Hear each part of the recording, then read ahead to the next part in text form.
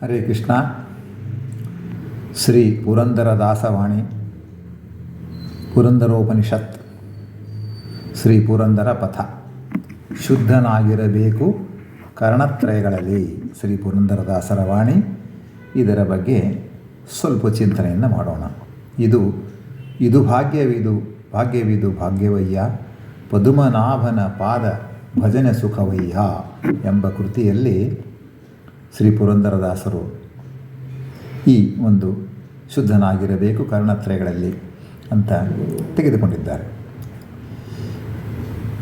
ಸಾಧಕನು ಯಾವ ರೀತಿ ಜೀವನ ಮಾಡಬೇಕು ಎಂದು ದಾಸರಾಯರು ಈ ಒಂದು ಕೃತಿಯಲ್ಲಿ ಪದುಮನಾಭನ ಪಾದ ಭಜನೆ ಸುಖವಯ್ಯ ಅಲ್ಲಿ ಆದೇಶ ಮಾಡಿದ್ದಾರೆ. ಯಾವುದಕ್ಕೆ ಬದ್ಧನಾಗಿರಬೇಕು ಮತ್ತು ಯಾವೆಲ್ಲವನ್ನು ತೊರೆಯಬೇಕು ಎಂದು ಸಂಗ್ರಹವಾಗಿ ಆ ಕೃತಿಯಲ್ಲಿ ತಿಳಿಸಿದ್ದಾರೆ. ಅದರಲ್ಲಿ ಶುದ್ಧನಾಗಿರಬೇಕು ಕರ್ಣತ್ರಯಗಳಲ್ಲಿ ಈ ವಿಷಯವಾಗಿ ಸ್ವಲ್ಪ ಚರ್ಚೆಯನ್ನು ಮಾಡಿಕೊಳ್ಳೋಣ. ತ್ರಿಕರಣ ಶುದ್ಧಿ ಅಂದರೆ ಕಾಯ, ವಾಚ, ಮನಸ, ದೇಹ ಶುದ್ಧಿ, ಮಾತಿನ ಶುದ್ಧಿ ಮತ್ತು ಅಂತಃಕರಣದ ಶುದ್ಧಿಯನ್ನು ನಾವು ಹೊಂದಿರಬೇಕು. ದೇಹ ಶುದ್ಧಿ, ದೇಹವೇ ಅಂದರೆ ಕಾಯವೇ ಪರಮಾತ್ಮನ ರಥವು. ದೇಹವೇ ಪರಮಾತ್ಮನ ರಥ, ದೇಹವೇ ದೇಗುಲ ಅಂತ ಯೋಗಿಗಳು ಹೇಳ್ತಾರೆ. ಯೋಗಿಗಳು ದೇಹದಿಂದಲೇ ಸಾಧನೆಯನ್ನು ಮಾಡ್ತಾರೆ, ವಿಶೇಷವಾಗಿ ಯೋಗ ಸಾಧನೆಯನ್ನು ಮಾಡ್ತಾರೆ. ದೇಹದ ಹೃತ್ಕಮಲದಲ್ಲಿ ಬಿಂಬರೂಪಿಯು ಆವಾಸನಾಗಿದ್ದಾನೆ. ಹೃದಯ ಕಮಲದಲ್ಲಿ ಏನು ಸುಷುಮ್ನಾದ ಇಲ್ಲಿ ಹೃದಯ ಕಮಲದಲ್ಲಿ ಪರಮಾತ್ಮ ಬಿಂಬರೂಪಿಯಾಗಿ ಆವಾಸ ಮಾಡಿದ್ದಾನೆ. ಪ್ರತಿಬಿಂಬ ಎನಿಸಿರುವ ಜೀವಿಯು ಬಿಂಬರೂಪಿಯನ್ನು ಸೇವೆ ಸಲ್ಲಿಸುತ್ತಿರುವ ವಾಯುದೇವರ ಪಾದದ ಬಳಿಯಲ್ಲಿ ಇರುತ್ತಾನೆ. ಈ ಎಲ್ಲ ವಿಷಯಗಳನ್ನು ವಿಸ್ತಾರವಾಗಿ ಹರಿಕಥಾಮಸಾರದಲ್ಲಿ ಹೇಳಲಾಗಿದೆ. ವಿವಿಧ ಸಂಧಿಗಳಲ್ಲಿ ಇದರ ವಿಚಾರ ಬರುತ್ತದೆ. ದೇಹದಲ್ಲಿ ಅಲ್ಲವೇ 72,000 ನಾಡಿಗಳು ಇರುವುದು. ಪರಮಾತ್ಮನು ಅನೇಕ ರೂಪಗಳಿಂದ ದೇಹದಲ್ಲಿದ್ದು ದೇಹ ರಥಕ್ಕೆ ಚಾಲನೆ ಕೊಡುವನು. ಎಲ್ಲ ತತ್ವಾಭಿಮಾನಿ ದೇವತೆಗಳು ದೇಹದಲ್ಲಿದ್ದು ದೇಹದ ಕಾರ್ಯವನ್ನು ಪರಮಾತ್ಮನ ಪ್ರೇರಣೆಯಂತೆ ಮಾಡುವವರು ಈ ದೇಹದಲ್ಲಿ. ಭರತಿ ನಾಮಕ ಪರಮಾತ್ಮನನ್ನು ನಾವು ನೆಲೆದುಕೊಳ್ಳಬೇಕು. ಪುರುಷನ ಬಲಭಾಗದಲ್ಲಿ 36,000 ಪುರುಷ ನಾಡಿಗಳು, 36,000 ಸ್ತ್ರೀ ನಾಡಿಗಳು. ಎಡಭಾಗದಲ್ಲಿ ಹೊಟ್ಟೆಯಲ್ಲಿ 72,000 ನಾಡಿಗಳು. ಅದಕ್ಕೇ ಹಗಲು ನಾಡಿಗಳು ಮತ್ತು ರಾತ್ರಿ ನಾಡಿಗಳು ಅಂತ ಹೇಳ್ತಾರೆ. ಪ್ರತಿಯೊಂದು ನಾಡಿಯಲ್ಲಿ ನದಿಗಳಿರ್ತವೆ. ನದಿಗಳನ್ನು ನಾವು ಧ್ಯಾನ ಮಾಡಬೇಕು. 108 ನಾಡಿಗಳು ಮುಖ್ಯ, ಅದರಲ್ಲಿ ಮತ್ತು 10 ನಾಡಿಗಳು ಮುಖ್ಯ, ಅದರಲ್ಲಿ 3 ನಾಡಿಗಳು ಮುಖ್ಯ. ಸುಷುಮ್ನ, ಗಿಡ, ಪಿಂಗಳ ಈ ರೀತಿ ಎಲ್ಲ ಅದರ ಬಗ್ಗೆ ನಾಡಿಯ ಅಧ್ಯಯನಗಳಲ್ಲಿ ಹೇಳ್ತಾರೆ. ದೇಹಧಾರಿ ಜೀವಿಯಿಂದ ಕರ್ಮವನ್ನು ಮಾಡಿಸುವವನು ಪರಮಾತ್ಮನೇ ಅಲ್ಲವೇ? ಪರಮಾತ್ಮನೇ ದೇಹದಲ್ಲಿದ್ದ ಕರ್ಮವನ್ನು ಮಾಡಿಸುತ್ತಾನೆ. ಪರಮಾತ್ಮನೇ ದೇಹದಲ್ಲಿದ್ದು ಕರ್ಮವನ್ನು ಮಾಡ್ತಾನೆ. ತತ್ವಾಭಿಮಾನಿ ದೇವತೆಗಳಿಂದ ತಾನೇ ಅವರ ಅಂತರ್ಗತನಾಗಿದ್ದ ಕರ್ಮವನ್ನು ಮಾಡಿಸ್ತಾನೆ. ಹಾಗೆಯೇ ಜೀವಿ ಅಂತರ್ಗತ ಜೀವಿಗಳಿಂದ ಕರ್ಮವನ್ನು ಮಾಡಿಸ್ತಾನೆ. ಭಾಳ ಕಾಂಪ್ಲಿಕೇಟೆಡ್ ಕೇಸ್ ಕರ್ಮ ಅಂತಕ್ಕಂಥದ್ದು. ಕಾಂಪ್ಲಿಕೇಟೆಡ್ ಇದು ಜೀವಿಯ ಕರ್ಮ. ಆ ಕರ್ಮ ಇಂಥ ಪವಿತ್ರವಾದ ದೇಹವನ್ನು ಪ್ರತಿಯೊಬ್ಬರೂ ಶುಚಿಯಾಗಿ ಇಟ್ಟುಕೊಳ್ಳಬೇಕಲ್ಲ. ಯಾಕಂದರೆ ಕರ್ಮವನ್ನು ಮಾಡಬೇಕು. ದೇಹ ಜೀವಿಯು ಪರಮಾತ್ಮನೇ ಇದ್ದಾನೆ ದೇಹದಲ್ಲಿ. ಪರಮಾತ್ಮನ ಜೊತೆಗೆ ವಾಯುದೇವರಿದ್ದಾರೆ, ಅವರ ಜೊತೆಗೆ ಆ ತತ್ವಾಭಿಮಾನಿ ದೇವತೆಗಳಿದ್ದಾರೆ. ಅವರೆಲ್ಲ ಕೂಡಿ ಕರ್ಮಗಳನ್ನು ಮಾಡಿಸ್ತಾ ಇದ್ದಾರೆ. ಆದ್ದರಿಂದ ನಾವು ಈ ದೇಹವನ್ನು ಪವಿತ್ರವಾಗಿ ಇಟ್ಟುಕೋಬೇಕು. ಈ ದೇಹ ಪವಿತ್ರವೇ ಇದೆ, ಅದನ್ನು ನಾವು ಪವಿತ್ರವಾಗಿ ಇಟ್ಟುಕೋಬೇಕು, ಶುಚಿಯಾಗಿ ಇಟ್ಟುಕೊಳ್ಬೇಕು. ಏನು ಮಾಡಬೇಕು? ದೇಹದ ಪವಿತ್ರತೆಯನ್ನು ಕಾಪಾಡಲಿಕ್ಕೆ ಸ್ನಾನಾದಿಗಳು, ಉದ್ರಪುಂಡ ಧಾರಣೆ, ಉಚಿತವಾದ ವಸ್ತ್ರಗಳನ್ನು ಧರಿಸುವುದು, ಉಚಿತವಾದ ಆಹಾರ ಸೇವನೆ ಇತ್ಯಾದಿಗಳ ಅವಶ್ಯಕತೆ. ಉಚಿತವಾದ ಆಹಾರ ಅಂದ್ರೇನು? ಫ್ರೀ ಆಹಾರ ಅಂತಲ್ಲ. ಯಾವ ಆಹಾರವನ್ನು ಸೇವಿಸಬೇಕು, ಯಾವ ಆಹಾರವನ್ನು ಸೇವಿಸಬಾರದು ಅಂತ ಶಾಸ್ತ್ರ ಇದೆ. ಶಾಸ್ತ್ರಗಳಿದ್ದಾರೆ. ಗುರು ಹಿರಿಯರು ಹೇಳ್ತಾರೆ. ಆ ರೀತಿಯ ವಸ್ತ್ರಗಳನ್ನು ಧರಿಸಬೇಕು, ಆ ರೀತಿಯ ಆಹಾರವನ್ನು ಸೇವನೆ. ವಸ್ತ್ರಗಳು ಮನಸ್ಸಿಗೆ ಬಂದಂಗೆ ಹಾಕೊಳ್ಳೋದಲ್ಲ. ಅದಕ್ಕೊಂದು ಸ್ಕೀಮ್ ಇದೆ. ಅದಕ್ಕೊಂದು ಈ ರೀತಿ ವಸ್ತ್ರಧಾರಣೆ ಮಾಡಬೇಕಂತಕ್ಕಂಥ ನಿಯಮಗಳಿವೆ. ಆ ರೀತಿ ವಸ್ತ್ರಗಳನ್ನು ಧರಿಸಬೇಕು. ಉಚಿತವಾದ ಅಂದರೆ ಅದಕ್ಕೆ ತಕ್ಕದಂಥ ಆಹಾರವನ್ನು ಸೇವನೆ ಮಾಡಿ ಎಲ್ಲ ಅವಶ್ಯಕತೆಯಿಂದ ನಾವು ಏನಪ್ಪ ಅಂತಂದ್ರೆ ದೇಹದ ಶುದ್ಧಿಯನ್ನು ಕಾಪಾಡಲಿಕ್ಕಾಗ್ತದೆ. ಈ ದೇಹದಿಂದಲೇ ನಾವು ಸಾಧನೆ ಮಾಡಬೇಕಾದ ಪ್ರಯುಕ್ತ ದೇಹದ ಶುದ್ಧಿಯು ಅತಿವಾದ ಮುಖ್ಯ, ಅತಿ ಅಗತ್ಯ.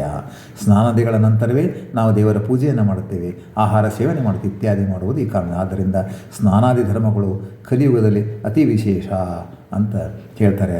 ಇದೆಲ್ಲ ಏನಂದರೆ ಈ ಎಲ್ಲ ಸ್ನಾನಾದಿ ಧರ್ಮಗಳು, ಎಲ್ಲ ದೇಹಧಾರಣೆ, ಉಡ್ರಪುಂಡ ಧಾರಣೆ ಇತ್ಯಾದಿಗಳೆಲ್ಲ ದೇಹದ ಮೇಲ್ನೋಟ ಹೇಗೆ ಕಾಣಬೇಕು ಅಂತಕ್ಕಂಥ ವಿಚಾರವುದು ಇದೆಲ್ಲವನ್ನು ದೇಹದ ಶುದ್ಧಿಯಲ್ಲಿ ಹೇಳ್ತಾರೆ. ಇನ್ನು ಮಾತಿನ ಶುದ್ಧಿ, ವಾಚ. ಇತರರೊಡನೆ ನಮ್ಮೆಲ್ಲ ದೈನಂದಿನ ವ್ಯವಹಾರವನ್ನು ಮಾಡಲು ಮುಖ್ಯವಾಗಿ ನಾವು ಮಾತನಾಡುತ್ತೇವೆ. ಕಮ್ಯುನಿಕೇಷನ್ ಮಾತಿನಿಂದಲೇ ಸಾಧ್ಯ ಅಲ್ವಾ? ಎದುರಿಗಿದ್ದಾಗ ಈಗ ಬೇರೆ ಬೇರೆ ಕಮ್ಯುನಿಕೇಷನ್ ಮೆಥಡ್ಗಳು ಬಂದಿದ್ದಾವೆ. ಆನ್ಲೈನ್ ಕಮ್ಯುನಿಕೇಷನ್ಸು, ಮೆಸೇಜ್ ಕಳಿಸೋದು ಇತ್ಯಾದಿ.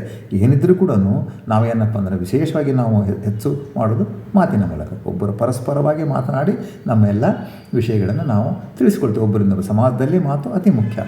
ಮಾತು ಪರಸ್ಪರ ಸಂಪರ್ಕ ಸಾಧನವೂ ಅಲ್ಲವೇ? ನಮ್ಮ ಮಾತು ಬೇರೆಯವರನ್ನು ಹಿಂಸಿಸುವ ರೀತಿಯಲ್ಲಿ ಇರಬಾರದು. ಕಠಿಣವಾದಂಥ ಮಾತು ಇರಬಾರ್ದು.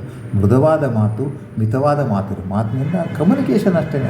ಮೀಡಿಯಾ ಅದು ನಮ್ಮ ವಿಷಯವನ್ನು ಇನ್ನೊಬ್ಬರಿಗೆ ತಿಳಿಸ್ತಕ್ಕಂಥದ್ದು ಮೃದುವಾಗಿ ತಿಳಿಸಬೇಕು, ಕಠಿಣವಾಗಿ ಇರಬಾರ್ದು. ಪ್ರೀತಿ ಬರಬೇಕು ನಮ್ಮ ಮಾತು. ಸಾಧಕನಾದವನು ಸದಾ ಮಂತ್ರ ಸ್ತೋತ್ರಗಳ ಪಠಣ ಮಾಡುವುದನ್ನು ನಾವು ಕಂಡಿದ್ದೇವೆ. ಸಾಧಕರು ಏನು ಮಾಡ್ತಾರೆ? ಮಿತಭಾಷೆಯಾಗಿರ್ತಾರೆ. ಏನಪ್ಪ ಅಂದರೆ ಒಂದು ಇದು ಹೇಳ್ತಾರೆ,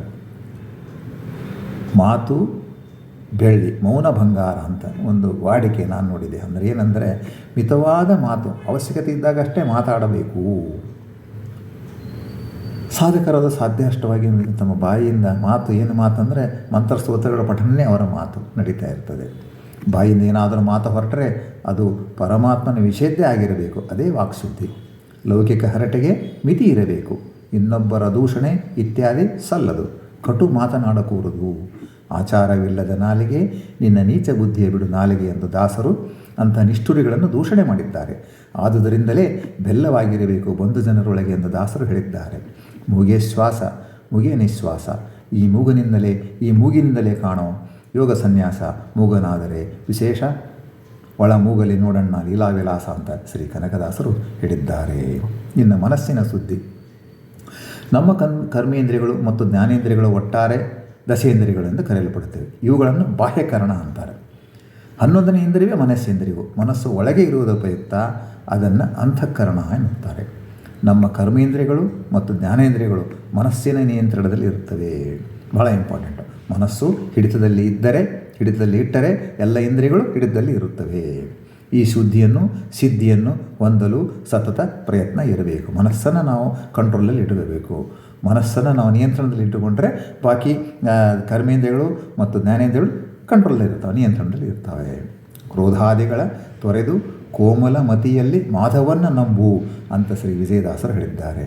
ನೋಡ್ರಿ, ಕ್ರೋಧಾದಿಗಳು ಇರಬಾರ್ದು, ಅದನ್ನು ತೊರೆದು ಬಿಡಬೇಕು. ಕೋಮಲ ಮತಿಯಿಂದ, ಬಹಳ ಮಧುರವಾದ ಮತಿಯಿಂದ ನಾವು ಮಾತಾಡಬೇಕು.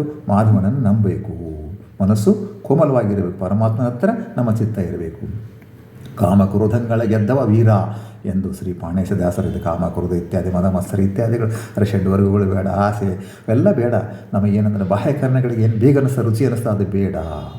ಪ್ರಾಣೇಶದಾಸರು ಹೇಳ್ತಾರೆ, ಆಸೆ ಎಂಬುದು ಅಜನ ಲೋಕಕ್ಕೆ ಮುಟ್ಟದು. ನೋಡ್ರಿ, ಅಲ್ಲಿ ಸತ್ಯಲೋಕದ ತನಕ ಟಾಪೆಸ್ಟ್ ಲೋಕ ಅದು, ಅಲ್ಲಿ ತನಕ ಹೋಗ್ತಂತ ವ್ಯಾಸರಾಯರು ಹೇಳ್ತಾ ಇದ್ದಾರೆ. ಆದ್ದರಿಂದ ನಾವೇನಪ್ಪ ಅಂದರೆ ಮನಸ್ಸಿನ ಮೇಲೆ ಹತೋಟಿಯನ್ನು ಇಟ್ಟುಕೊಂಡ್ರೆ ಎಲ್ಲವೂ ಆಗುತ್ತದೆ. ಆಸೆಯ ಬಿಡಿಸೈ ಗೋವಿಂದ, ನಿನ್ನ ದಾಸರೊಳಗಿರಿಸೈ ಗೋವಿಂದ ಎಂದು ಶ್ರೀ ಪ್ರಸನ್ನ ವೆಂಕಟದಾಸರು ಹೇಳಿದ್ದಾರೆ. ಆಸೆ ಇರತಕ್ಕಂಥದ್ದು ಇರಬಾರ್ದು. ಪರಮಾತ್ಮನ ದಾಸರೊಳಗಿರಬೇಕು. ನಾವು ಹರಿದಾಸರೊಳಗಿರಬೇಕು.